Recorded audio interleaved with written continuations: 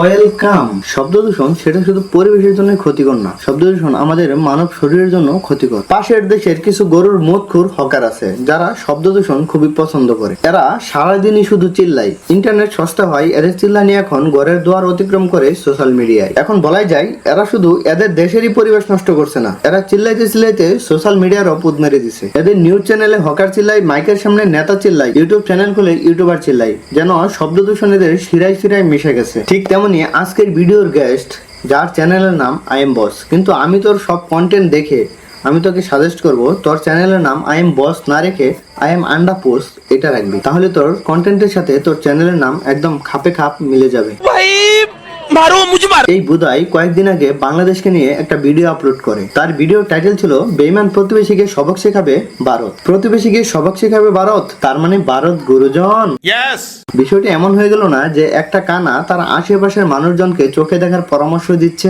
এর এই ভিডিও দেখার পর যে জীবনে কথা বলে নাই, মানে দুধের শিশু একে গালি দিবে। যে জীবনে হাত পা লড়ায়নি, মানে প্যারালাইজ মানুষ, সেও হাত পা লড়াবে শুধুমাত্র এর পাছায় থাপড়ানোর জন্য। নিঃসন্দেহে তুই ঠিক কথা বলেছিস। ব্রুটাস মির্জাফরদের লিস্টের নতুন নাম এখন কি যোগ হয়েছে জানেন? বাংলাদেশ। ভিডিও শুরুর 5 সেকেন্ডেই সে নিজেকে ব্র্যান্ডেড বানিয়ে ফেলছে, বাংলাদেশকে মির্জাফর বলতেছে। দ্বারা হিসাব বুঝাচ্ছি, বর্তমান ম্যাপ অনুযায়ী মির্জাফরের বাসস্থান হলো ভারতে। এখন বুঝো সে তার এলাকার ভাইরাসকে দিয়ে বাংলাদেশকে উদাহরণ দিচ্ছে।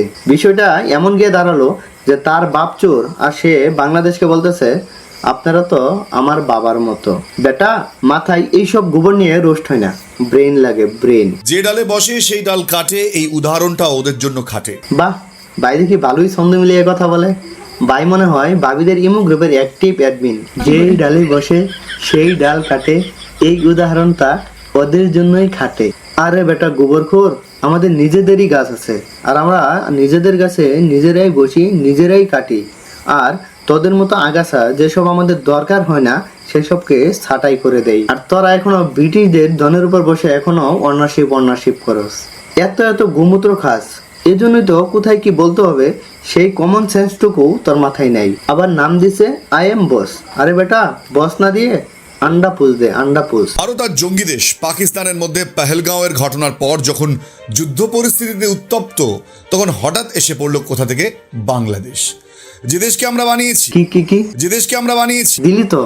দিলি তো হিসু করে। এই সবই শেখায় তোদের স্কুলে। এদের ইতিহাসটা স্প্যাম পোস্টের মতো, 10টি শেয়ার দিন, তা না হলে দুঃসংবাদ শুনবেন। আরে বুধাই, হেল্পিং আর ক্রিয়েটিং এক জিনিস না, এটা অন্তত শিখে রাখ। এই গোবরখোর পলিটিক্স এর চুলটাও বোঝে না, আবার সারাদিনই পলিটিক্স নিয়ে ভিডিও বানায়। হ্যাঁ, স্বীকার করছি যুদ্ধের সময় ভারত আমাদের বিভিন্নভাবে সাহায্য করছে, যেমন ট্রেনিং, রিফিউজ ইত্যাদি দিয়ে। তাই বলে ক্রিয়েট করে নাই, এত সাহায্য করে বানানোর ক্রেডিট চাচ্ছে।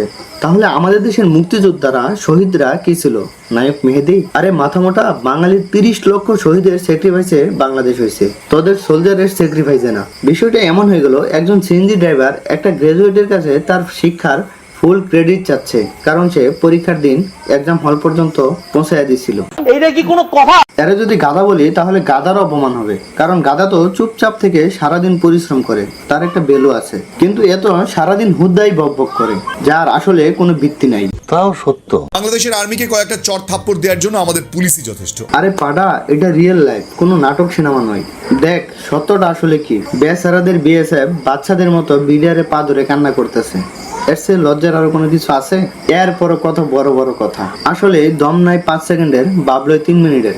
গরুর মুদ কি 3 বেলায় খাস? এক বেলা অন্তত পক্ষে গরুর মুদ কম খেয়ে ভালো কিছু খা, এতে করে তোর আজাইরা বকবকানি কিছুটা হলেও কমবে। আর অনেকেই বলছেন যুদ্ধ করে বাংলাদেশকে শিক্ষা দিতে হবে। আমি বলি, যুদ্ধটা কি ইয়ার কি মশাই? যার তার বিরুদ্ধে করলেই হয়? আরে ওদের দুটো চড় মেরে হাত থেকে মোবাইলটা কেড়ে নিন, ফেসবুকটা ডিলিট করে দিন, তাতে ওদের হাওয়া বেরিয়ে যায়। বাহ, ভাইয়া তো দেখি অনেক লজিক নিয়ে কথা বলে। সে নিজেকে সিম কাটোলা থানুস ভাবতেছে। এক চুটকি বাংলাদেশের নেটওয়ার্ক। যার দেশের মানুষ এখনো খোলা জায়গায়, জঙ্গলে, রাস্তাঘাটে পায়খানা করে বেড়ায়, তার মুখ থেকে আমাদের এইসব কথা শুনতে হচ্ছে। ছি, লজ্জা কোথায় রাখি। কয়েকদিন আগে আমাদের দেশে একজন 2 দিনের জন্য নেট বন্ধ করে রাখছিল। সেই আবর্জনা এখন তোদের দেশে। অবশ্য তোদের দেশে আছে এশিয়ার সবচেয়ে বড় ময়লা আবর্জনা ফেলার ডাম্পিং গ্রাউন্ড। তাই তো সব ধরনের আবর্জনা তোদের কাছেই যাই। রেখে দে দাদা, যত্ন সহকারে। গাইস, ভিডিও বড় হয়ে যাচ্ছে, এর নিয়ে এই ভিডিওতে আর কথা বলা যাচ্ছে না। তোমরা যদি চাও একে পৌঁছিয়ে এর জন্য দ্বিতীয় পার্ট নিয়ে আসবো। কি চাচ্ছ তো? ফটাফট কমেন্ট করো, অবশ্যই দ্বিতীয় পার্ট নিয়ে আসবো। আজকে এই পর্যন্তই। সবাই ভালো থাকো, সুস্থ থাকো।